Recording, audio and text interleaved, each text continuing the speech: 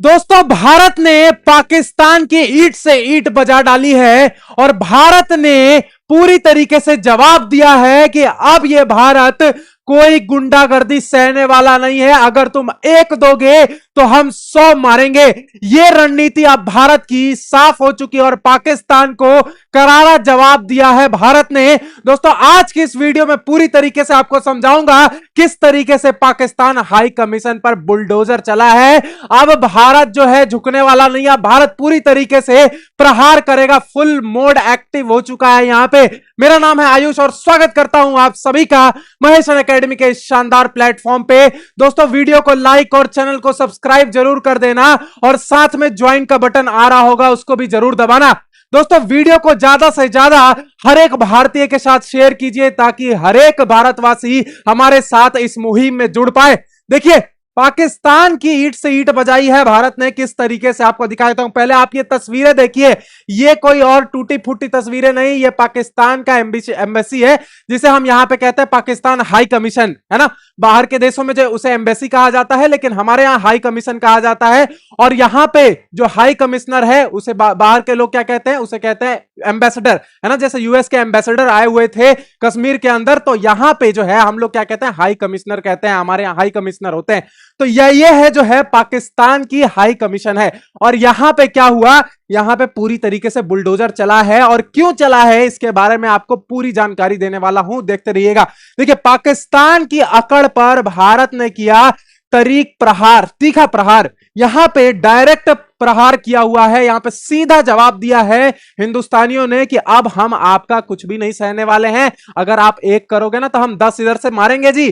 तो देखिए यहां पे किस तरीके से, और ये चीजें जो हैं क्यों हो रही हैं, ये सारी चीजें आपको बताता हूं किस तरीके से यहां पे काम हुआ। देखिए, पाकिस्तान, ये जो है पाकिस्तान के अंदर हमारा दूतावास है, हाई कमीशन है ना, इंडियन हाई कमीशन है यहां पे पाकिस्तान के अंदर, इस्लामाबाद के अंदर। और यहां पे हुआ क्या, यहां पे कुछ खंबे हटा लिए गए पाकिस्तानियों के द्वारा। दोस्तों एक और बात आपको बताता हूं।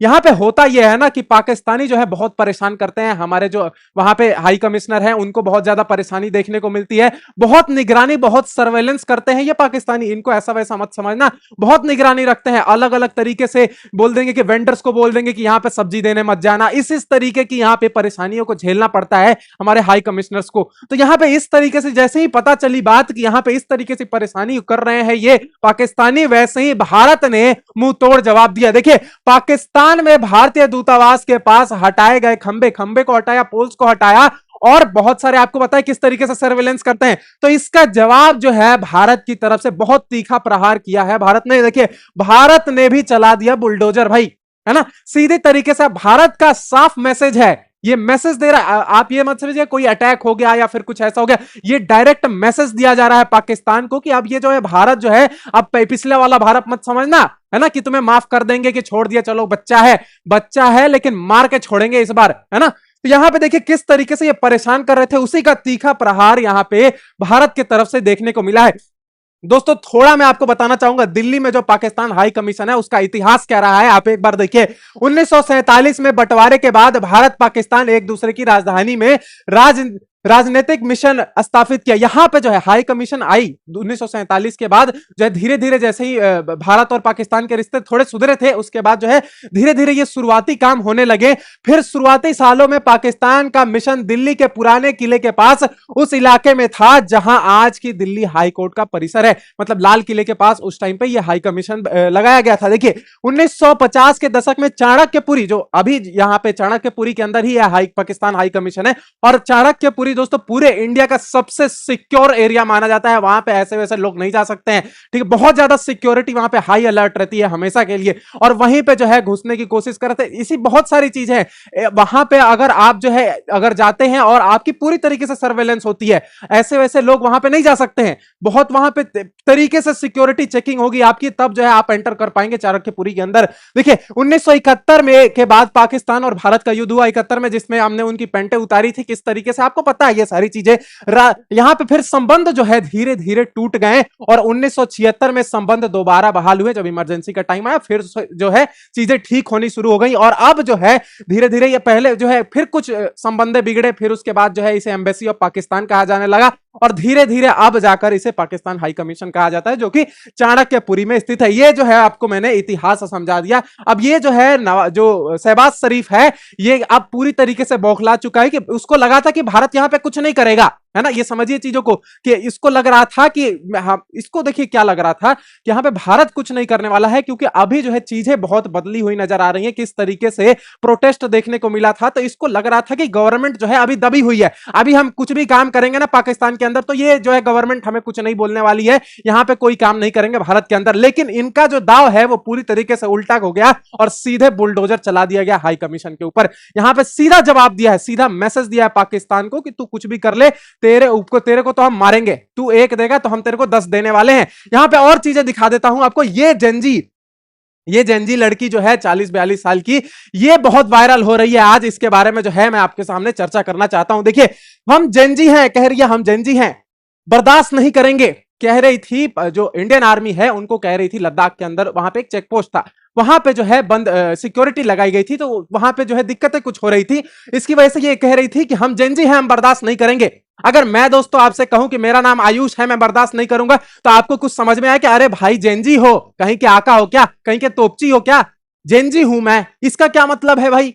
ये कहने का कहीं के डिस्ट्रिक्ट मजिस्ट्रेट हो क्या? डिस्ट्रिक्ट मजिस्ट्रेट भी तरीके से बात करता है। इस तरीके से ये चीजें दिखाती हैं कि जो है आपके जेंजियों में किस तरीके से संस्कार डाला गया है। और ये जेंजी शब्द जो है ना, ये पूरी तरीके से बकवास और प्रोपेगेंडा है। आपको बता देता हूं, ये अमेरिकन टर्म है। अमेरिका जो है अपने लोगों को, जो उनका वोट बैंक है, नए लोग जो आए हुए हैं 1997 के बाद जिनका जन्म हुआ है, उनको जेंजी कहा जाता है ना।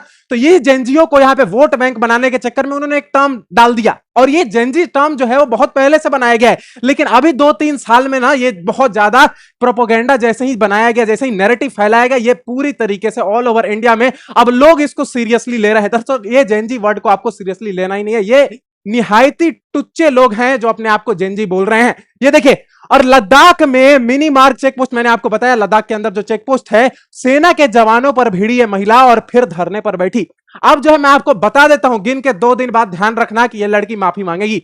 दोस्तों ध्यान रख लेना आपकी, यही होता है। आगे जो है आप जाके बोल देंगे रोष में आकर, और फिर जो है आपको माफी मांगनी पड़ती है। तो ये ऐसा काम जो है नहीं करना चाहिए। ये जो है संस्कार दिखाते हैं, और ये सीधे सीधे जो है बेइज्जती होती है भारत की विश्व पटल पर, सनातनियों की बेइज्जती होती है, क्योंकि ये रिप्रेजेंट कर रही है लड़की। भारत का हर एक भारतवासी जो है रिप्रेजेंट करता है हमारी कंट्री को। तो वो अगर कोई गलत काम करता है तो सीधे सीधे भारत की छवि धूमिल होती है, भारत की छवि खराब होती है। प्रधानमंत्री मोदी जी से मैं नाराज हूं, क्योंकि उन्होंने दिल्ली प्रोटेस्ट में वो जो लड़की थी जो गाली दे रही थी, उनको माफ कर दिया। इनको जो है माफी के काबिल नहीं है ये लोग, इनको जो है जेल में पकड़कर डालना चाहिए। मोदी जी से मैं इस बात पे नाराज हूं। दोस्तों, आपकी क्या राय है इस पर मुझे कमेंट में जरूर बताना। आप देखिए, और भी सारी चीजें आपको दिखाता हूं। ये देखिए, इंडियन आर्मी हमारे लिए इतना काम करती है, हमारे मन में उनके लिए इतना रिस्पेक्ट है जो हम बता भी नहीं सकते हैं। हमेशा जो है हम उन्हें सर आंखों पर बिठा कर रखते हैं। लेकिन ये जो लड़की है, ये पूरी तरीके से बेइज्जती, कह रही थी हमारे टैक्स से तुम्हारी सैलरी आती है। अरे तुम ही सिर्फ टैक्स देते हो क्या? हम जैसे लोग नहीं देते हैं?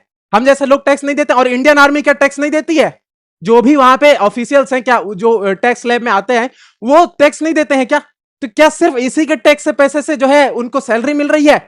ये सारी चीजें जो है बनाई हुई बातें हैं जो इनके दिमाग में डाल रहा है कौन? यही देश तोड़ो लोग डाल रहे हैं और भड़का रहे हैं हमारे यूथ को।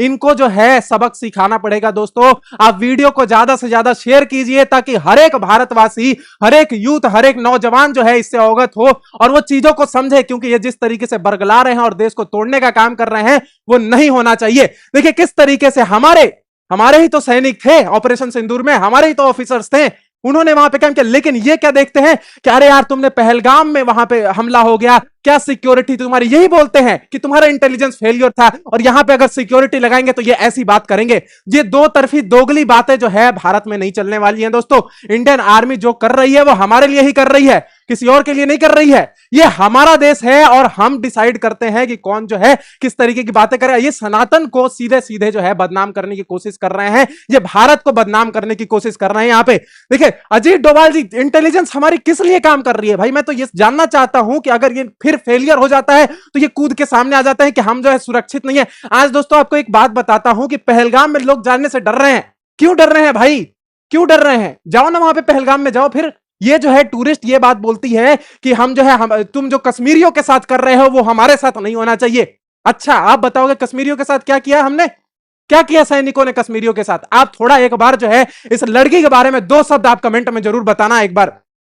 देखिए और भी बहुत सारी चीजें आपको दिखाने के लिए, ये उमर अब्दुल्ला है, ये इसके बारे में आपको बताता हूं। This we are Gen Z has become new, जो होते हैं ना कि बोलते हैं कि जानते हैं मेरा बाप कौन है, ये लोग पहले बोलते थे कि मेरा बाप को जानता है तू, अब जो है एक नया स्लैंग आया है, मैं जेनजी हूं। कहीं के डिस्ट्रिक्ट मजिस्ट्रेट नहीं हो, कहीं के तोपची नहीं हो तुम, जेनजी हूं मैं, है ना। ये इस बात का कोई मतलब नहीं बनता है, सीधे सीधे नॉनसेंस है ये। मैंने आपको बताया अमेरिकी प्रोपेगेंडा है सीधा सीधा। ये जो आप देखते हो कि ये बनाया चॉकलेट डे, ये बनाया हग डे, ये सारी चीजें ये क्या है? ये प्रोपेगेंडा है। ये सारी चीजें जो है मार्केटिंग करने की टेक्निक है। और ये जो जेनजी बनाया है ना, ये भी मार्केटिंग ही है दोस्तों। ये सारी चीजें है अमेरिकन नैरेटिव है। इन चीजों को भारतीयों को समझना पड़ेगा कि किस तरीके से अमेरिका हमारे अब दिलो दिमाग में घुसते जा रहा है। और यही सारी चीजें जो है भड़काने का काम कर रही है हमारे भारतीयों को। और जो भारतीय समझ नहीं पा रहे हैं कि आखिर चल क्या रहा है भारत के अंदर, है ना। देखिए this we are Gen Z has become the, जानते नहीं मेरा बाप कौन है ना। पहले बोलते थे मेरा बाप कौन है तुझे पता है। ये सारी चीजें जो है अब चल रही है कि मैं जेनजी हूं। अरे जेनजी हो भाई, कहीं के आका थोड़ी हो तुम, है ना। और भी बहुत सारी चीजें देखिए, एक तरफ जो है हमारा सनातन बोलता है कि हम विश्व में, अब सनातन जो है विश्व में बहुत ऊपर जा रहा है दोस्तों। अब हर जगह बात सनातनियों की हो रही है विश्व में, पूरी जगह, है ना। कहीं भी आप किसी भी लीडर से आप पूछ लीजिए, भारत, सिर्फ भारत की ही बात कर रहे हैं कि किस तरीके से भारत जो है डेवलप कर रहा है। यहां पे देखिए, for the first time a Ganga Aarti will be held beside London. यहां पे लंदन में थेम्स नदी है, वहां पे जो है गंगा आरती होने वाली है। समझिए इन चीजों को, किस तरीके से सनातन अब आगे बढ़ रहा है। लेकिन ये लोग भारत के ही अंदर रखकर भारत को ही खाने का काम कर रहे हैं, भारत को ही बदनाम करने का काम कर रहे हैं। ये देखिए, व्हाट मेक्स सनातन धर्म्स ग्रेट, आपको बता देता हूं। मुस्लिम नॉन मुस्लिम को कहता है इस्लाम की ये काफिर हैं, है ना, इनको मारो गोली, ये चीजें सिखाता है इस्लाम। और यहां पे क्रिश्चियनिटी क्या कहता है कि ये जो है नॉन क्रिश्चियंस आर हेथन्स, मतलब वो जो है हमारे जैसे लोग नहीं है। और हिंदुइज्म क्या कहता है कि सारा विश्व जो है वो हमारा परिवार है, वसुधैव कुटुंबकम। कौन कहता है यार? ये हमारे लोग कहते हैं, भारतीय कहते हैं, हिंदू कहता है, सनातन कहता है, ये सारी चीजें। तो ये जो है हिंदू का बड़प्पन है कि जो है ये सारे समुदाय जो है हमारे देश में रह रहे हैं, ये हिंदुओं का बड़प्पन है। इसलिए जो है हमारा देश सेकुलर है। ये सिर्फ हिंदुओं की वजह से है, सिर्फ सनातनियों की वजह से है। लेकिन अगर एक बार जो है सनातनी खड़ा हो जाएगा ना, ये दुम दबाकर भाग जाएंगे इस देश से, हिंदुस्तान छोड़कर भाग जाएंगे। ये देखिए, अमेरिका के बराबर हो जाएगी भारतीय इकोनॉमी। ये कौन कह रहा है? ब्रिटेन के पूर्व मंत्री कह रहे हैं कि भारत जिस तरीके से अब ग्रो कर रहा है ना, ये जो है जियोपॉलिटिक्स हमें सिखाते हैं। जियोपॉलिटिक्स का ये जी तक नहीं जानते हैं कि क्या होता है जियोपॉलिटिक्स, है ना। जिस तरीके से अब भारत स्टैंड कर रहा है ना जियोपॉलिटिक्स में, वर्ल्ड इकोनॉमी में जिस तरीके से लीड कर रहा है, कोई और कंट्री मुझे बता दो जिस तरीके से काम कर रही होगी, है ना। किस तरीके से अपना इंफ्रास्ट्रक्चर डेवलप किया जा रहा है, समुद्र मंथन, सप्तधारा की बात करते हैं, है ना। पहले प्रधानमंत्री आते थे तो पहले रोड की बात, डेवलपमेंट की बात, जो है खाने पीने की बात, ये सारी चीजें, शिक्षा की बात ये चलती थी। अब हम एआई के क्षेत्र में हमें मैन्युफैक्चरिंग करनी है। देखो कितना ऊपर जो है अब ओहदा बढ़ते जा रहा है, क्योंकि हम अब और ऊपर सोच रहे हैं कि हम और ज्यादा डेवलप कैसे हो सकते हैं। पहले जो है खाने के लाले पड़ जाते थे लोगों को, है ना। अब जो है हम और ऊपर सोच रहे हैं, आर्टिफिशियल इंटेलिजेंस के बारे में सोच रहे हैं, है ना। देखिए, ये देखिए, for the first time in the history Jerusalem iconic chord bridge glowed India Israel national colours. ये सारी चीजें क्यों हो रही है? क्योंकि हमारे जियोपॉलिटिक्स की धाक है भाई, डिप्लोमेसी की धाक है। हम एक तरफ जो है रशिया के साथ भी रिलेशन बनाकर रखते हैं और एक तरफ यूएस के साथ भी रिलेशन बनाकर रखते हैं। एक तरफ हम इजराइल के साथ भी रहते हैं और एक तरफ हम ईरान को ये नहीं कहते कि भाई तुम गलत कर रहे हो। समझिए इन चीजों को, यहां पे इजराइल के साथ भी रिलेशन है, ईरान के साथ भी रिलेशन है, सऊदी के साथ भी रिलेशन है। ये सारी चीजें जो है इंडियन डिप्लोमेसी की मतलब दिखाता है किस तरीके, किस लेवल पे हमारी डिप्लोमेसी चल रही है, किस लेवल पे हमारी जियोपॉलिटिक्स चल रही है। ये देखिए, प्रधानमंत्री मोदी जी कहते हैं कि समय हमारा है, अवसर हमारा है और संकल्प हमारा है। बिल्कुल सही बात है। और इसी संकल्प के साथ हम अखंड भारत का निर्माण करने वाले हैं और इसी संकल्प के साथ हम भारत को विश्व गुरु बनाएंगे। दोस्तों, मैं तो मोदी के साथ हूं और मोदी के साथ था और नरेंद्र मोदी जी के साथ हमेशा खड़ा रहूंगा। क्या आप मोदी जी के साथ खड़े हैं? मुझे कमेंट में जरूर बताना। मिलता हूं आपसे अगले वीडियो में, तब तक के लिए जय हिंद, जय भारत।